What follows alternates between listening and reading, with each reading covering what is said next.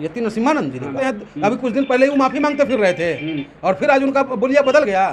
अरे तो उसके कहने से हम मान जाएंगे कि वो कह दिया और हम मान लिया कि वो हिंदू विरोधी थे ना। वो हिंदू वही व्यक्ति है ना जिन्होंने कहा था कि रघुपति राघव राजा राम पति पावन सीताराम अल्लाह ईश्वर तेरो नाम सबको सन्मति दे भगवान। अरे उन्होंने तो हमेशा सबको एक धागे में पिरो कर चलने वालों में से रहे हैं। गुजरात में जन्म लेते हैं और बिहार से उनका सत्याग्रह आंदोलन शुरू होता है। आप सोच सकते हैं कि उनका व्यक्तित्व कैसा था। और ऐसे व्यक्ति के ऊपर, ऐसे राष्ट्रपिता के ऊपर जिन्होंने अपने देश के लिए सर्वस्व न्यौछावर कर दिया, अपने तन पे कपड़ा तक नहीं डाला, इसलिए नहीं डाला कि हमारे हिंदुस्तान के हर गरीब माँ बहनों के तन पे कपड़ा होगा तब मैं कपड़ा डालूंगा। और ऐसे महापुरुषों को आप इस तरीके के शब्दों का इस्तेमाल कर रहे हैं उनके खिलाफ, आपको डूब मरना चाहिए और इस सरकार को भी डूब मरना चाहिए अगर उस पर कार्रवाई नहीं करता है तो। वायरल होने के लिए गलत शब्दों का इस्तेमाल करते हैं ये। ऐसे लोगों को सरकार को कार्रवाई करनी चाहिए। और आप अगर चाहते हो कि आपका पिता नाथूराम गौडसे हो तो वो आपको मुबारक हो, लेकिन संवैधानिक रूप से इस देश का राष्ट्रपिता अगर कोई है तो महात्मा गांधी है। नाथूराम गौडसे मुर्दाबाद है, रहेगा जब तक सूरज चांद रहेगा। महात्मा गांधी अमर रहेगा और नाथूराम गौडसे मुर्दाबाद रहेगा। ये ना राम के हैं न रहीम के हैं। इनको अपना स्वार्थ सिद्धि कहाँ हो रहा है उस पर अपना ध्यान फोकस करते हैं और खुद को वायरल होना पसंद करते हैं और सरकार से पीठ थपथपाना बैकग्राउंड से चाहते हैं। मीडिया में ईद के दौरान कई मस्जिदों पे, ईदगाहों पे मैं भी गया था। 2-2 बार 3-3 बार लोगों ने नमाज पढ़ने का काम किया, समय बदल बदल के नमाज पढ़ने का काम किया, लेकिन सड़कों पे 1 इंच जगह भी अतिक्रमित नहीं किया उन्होंने। तो ऐसे सच्चे भारतीय पर इस तरीके के शब्दों का इस्तेमाल। और आम आदमी पार्टी को आप गहराई से देखोगे तो आरएसएस का दूसरा रूप ही है ये। अच्छा जी हाँ, ये कांग्रेस जहाँ खत्म होता हुआ नजर आता है भाजपा उसे वहाँ खड़ी कर देती है। भाजपा को खत्म करने के लिए सपा क्या कहते हैं, कांग्रेस को खत्म करने के लिए उसको ताकत देने का काम करती है। जो दिल्ली में हुआ जब आंदोलन हो रहा था, अन्ना आंदोलन में कौन थे? सारे आरएसएस के लोग थे, सारे जनसंघी थे उस आंदोलन को कामयाब करने में। वो कहाँ गया वो लोकपाल बिल, जिस लोकपाल बिल पे हाय तौबा हो रहा था। और फिर उसी में से ये निकल के जनसंघी आते हैं, अपना आम आदमी पार्टी बनाते हैं। महात्मा गांधी जी हैं जिन्होंने साबरमती के संत तूने कर दिया कमाल, दे दी हमें आज़ादी बिना खड़ग बिना ढाल। ऐसी बात नहीं कि आज़ादी के लिए संघर्ष नहीं हुआ, लेकिन महात्मा गांधी जी का एक अपना एक योगदान था। नरम दल और गरम दल 2 दल थे, जिसमें नरम दल की अगुवाई ये करते थे और गरम दल का अगुवाई सुभाष चंद्र बोस ने भी किया, चंद्रशेखर आज़ाद जी ने भी किया, भगत सिंह जी ने भी किया, खुद्दीराम बोस ने किया, अशफाकुल्लाह खान ने किया। बहुत सारे योद्धा थे जिन्होंने देश की आज़ादी के लिए तरह तरह की कुर्बानियाँ दी। नरसिम्हानंद जी ने कहा। अच्छा जी, तो उनको कौन मान रहा है? वो अब 2 मिनट में चिल्लाना शुरू करते हैं। अभी कुछ दिन पहले ही वो माफी मांगते फिर रहे थे और फिर आज उनका बोलिया बदल गया।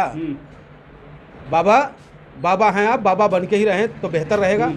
बाबा से अलग व्यवहार, आप रावणों वाला व्यवहार न लाएं। और गांधी जी देश के राष्ट्रपिता हैं तो हैं, उन्हें आपके कहने से कोई मना नहीं कर सकता।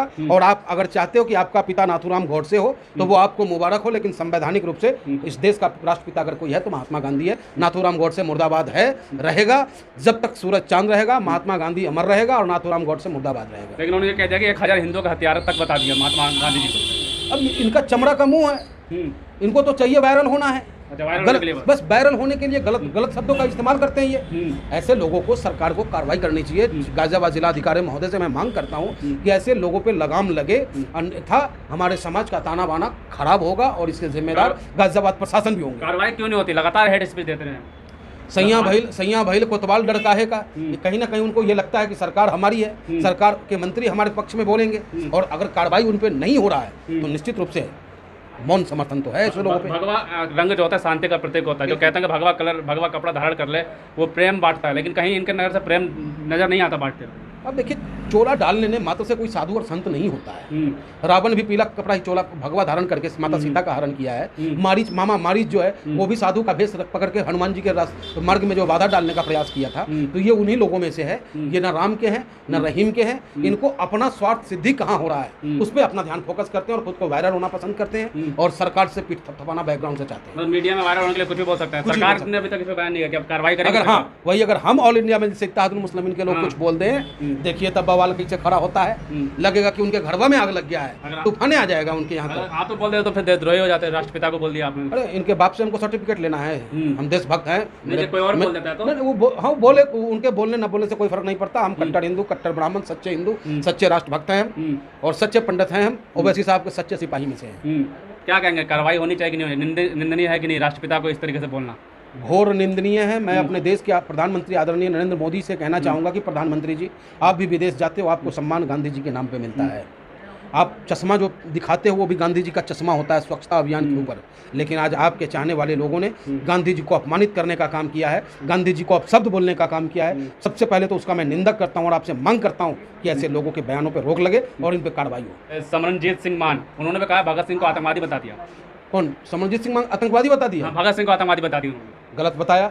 ऐसे लोगों पे कार्रवाई हो और तुरंत सरकार इस पे कार्रवाई करने का काम करे। अरे वो शहीद आजम भगत सिंह जिस उम्र में ब्याह रचाने का उम्र था, जिस उम्र में गिल्ली डंडा खेलने का उम्र था, उस उम्र में उन्होंने अंग्रेजों को लोहा चबाने पे मजबूर कर दिया था, लोहे का चना चबाने पे मजबूर कर दिया। और ऐसे माँ भारती के सच्चे सपूत को आतंकवादी कह रहे हो तुम। और मैं इस सरकार से भी मांग करता हूँ, नरेंद्र मोदी जी की सरकार से मांग करता हूँ कि जो अब तक उन्हें शहीद आजम का संवैधानिक रूप से दर्जा नहीं मिला वो आप देने का काम करें। आम आदमी पार्टी के सांसद ही हैं, ये तो फोटो तो पीछे भगत सिंह का लगाते हैं और आतंकवादी बताते हैं। अरे ये आम आदमी पार्टी को आप गहराई से देखोगे तो आरएसएस का दूसरा रूप ही है ये। अच्छा। जी हाँ, ये कांग्रेस जहाँ खत्म होता हुआ नजर आता है, भाजपा उसे वहाँ खड़ी कर देती है। भाजपा को खत्म करने के लिए सपा क्या कहते हैं, कांग्रेस को खत्म करने के लिए उसको ताकत देने का काम करती है। जो दिल्ली में हुआ जब आंदोलन हो रहा था, अन्ना आंदोलन में कौन थे? सारे आरएसएस के लोग थे, सारे जनसंघी थे उस आंदोलन को कामयाब करने में। वो कहाँ गया वो लोकपाल बिल, जिस लोकपाल बिल पे हाथ तौबा हो रहा था। और फिर उसी में से ये निकल के जनसंघी आते हैं, अपना आम आदमी पार्टी बनाते हैं और हमें और आपको बेवकूफ बना के सत्ता पे आतंकवादी बजा दिया। बहुत गलत है, उसकी बहुत पीड़ा हुई हमें। और अगर आज मेरे सामने वो समरजीत सिंह होता ना तो उसको बताते कि भगत सिंह का अनुयायी कैसा होता है। अच्छा, वो आपने बात की जाती है नरसिम्हानंद की, वो ये कह रहा है कि महात्मा गांधी की ये वजह थी जिसकी वजह से करोड़ों हिंदू के पास आज जमीन नहीं है। अरे वो तो पगला गया है तो हम भी पागल हो जाएं। महात्मा गांधी जी हैं जिनकी वजह से आज हम आज़ाद हिंदुस्तान में अमन चैन और शांति से रह रहे हैं। महात्मा गांधी जी हैं जिन्होंने साबरमती के संत तूने कर दिया कमाल, दे दी हमें आज़ादी बिना खड़ग बिना ढाल। ऐसी बात नहीं कि आज़ादी के लिए संघर्ष नहीं हुआ, लेकिन महात्मा गांधी जी का एक अपना एक योगदान था। नरम दल और गरम दल, दो दल थे जिसमें नरम दल की अगुवाई ये करते थे और गरम दल का अगुवाई सुभाष चंद्र बोस ने भी किया, चंद्रशेखर आज़ाद जी ने भी किया, भगत सिंह जी ने भी किया, खुदीराम बोस ने किया, अशफाकुल्लाह खान ने किया। बहुत सारे योद्धा थे जिन्होंने देश की आज़ादी के लिए तरह तरह की कुर्बानियाँ दी। ये कह रहे हैं कि हिंदू विरोधी थे महात्मा गांधी। अरे तो उसके कहने से हम मान जाएंगे कि वो कह दिया और हम मान लिया कि वो हिंदू विरोधी थे ना। वो हिंदू वही व्यक्ति है ना जिन्होंने कहा था कि रघुपति राघव राजा रामपति तपावन सीताराम, अल्लाह ईश्वर तेरो नाम सबको सन्मति दे भगवान। अरे उन्होंने तो हमेशा सबको एक धागे में पिरो कर चलने वालों में से रहे हैं। गुजरात में जन्म लेते हैं और बिहार से उनका सत्याग्रह आंदोलन शुरू होता है। आप सोच सकते हैं कि उनका व्यक्तित्व कैसा था। और ऐसे व्यक्ति के ऊपर, ऐसे राष्ट्रपिता के ऊपर जिन्होंने अपने देश के लिए सर्वस्व न्यौछावर कर दिया, अपने तन पे कपड़ा तक नहीं डाला, इसलिए नहीं डाला कि हमारे हिंदुस्तान के हर गरीब माँ बहनों के तन पे कपड़ा होगा तब मैं कपड़ा डालूंगा। और ऐसे महापुरुषों को आप इस तरीके का शब्दों का इस्तेमाल कर रहे हैं, उनके खिलाफ आपको डूब मरना चाहिए और इस सरकार को भी डूब मरना चाहिए अगर उस पर कार्रवाई नहीं करता है तो। आपको लगता है गलत बोल रहे हो? अभी जी हम ही को नहीं, जो भी सुनेगा उसे लगेगा कि उसने गलत ही नहीं, घोर गलत बोला है, महापाप किया है और ऐसे पापियों को सजा मिलनी चाहिए। अगर गलत किया है तो पुलिस कोई कार्रवाई क्यों नहीं करती? राज्य सरकार क्यों नहीं कार्रवाई करती? कहे तो कि सैया भैल कोतवाल डर काहे का। और किसी सरकार में ऐसे फनफना के देख लेते, इनको पता चल जाता कि कितना ये फनफना सकते हैं। ये तो सरकार है, इनका जो मन में आता है, चमड़ा का मुंह है, बोल देते हैं और हम और आप उनको बैरल करने में लग जाते हैं। अब पुलिस जो है चुप मुद्दत से बैठी होती है। अगर हमारे मुंह से अभी कुछ उल्टा निकल जाए ना, 5 मिनट में जो है पूरा गाजियाबाद पुलिस यहीं खड़ी मिलेगी आपको कि कहाँ है गामा ढूंढो। अच्छा, लास्ट सवाल है, आपने बात की थी लुलु मॉल की।